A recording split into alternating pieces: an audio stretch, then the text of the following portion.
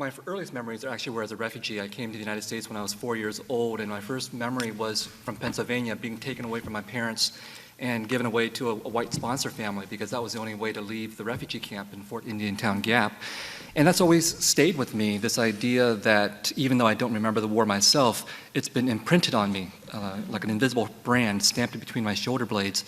And my parents, they survived 4 decades of war and famine and terrible things, and even though they rarely spoke of that, they exuded the force of that memory through their actions and their feelings, and so did everyone else in the Vietnamese American refugee community that I grew up in. And as an American boy growing up, I was very cognizant of the fact that the Vietnam War was something that was very important to both the Vietnamese American refugee community and the American community as a whole, but Americans only saw one side of the story. Apocalypse Now, for example, which I saw when I was 10 years old, much too young of an age, scarred me for life.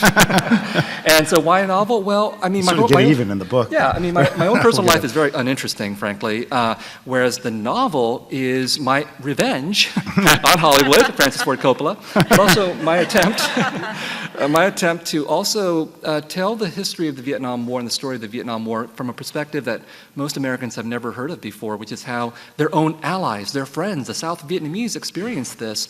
And my narrator is a communist spy in the South Vietnamese army, so he's also giving us the communist perspective on it. And then when he arrives in the United States, he is telling he's giving us the viewpoint of how the Vietnamese see American culture, which is not necessarily in a positive light. So there's a very satirical dimension of the novel as well, as I get white people to think about what white culture actually looks like to people from outside of this country.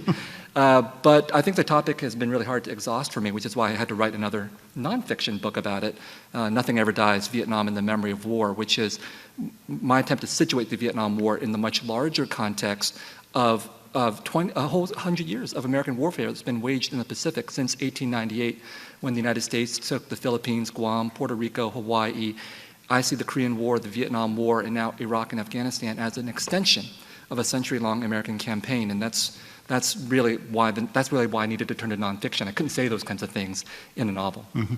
I go back to that for 1 sec, because one of the sort of contextual questions that I had for you is whether your experience writing the novel did anything to reform your sense of the Vietnam War in any way.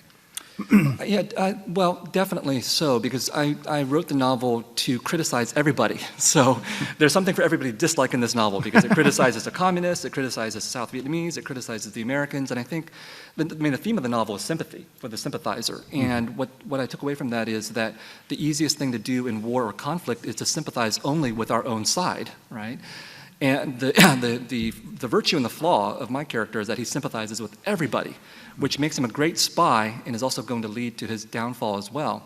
And that's what I learned from writing the novel, that if there's any hope forward for peace and reconciliation and things like that, it really requires the expansion of sympathy and empathy beyond our own closed communities to a much larger human community.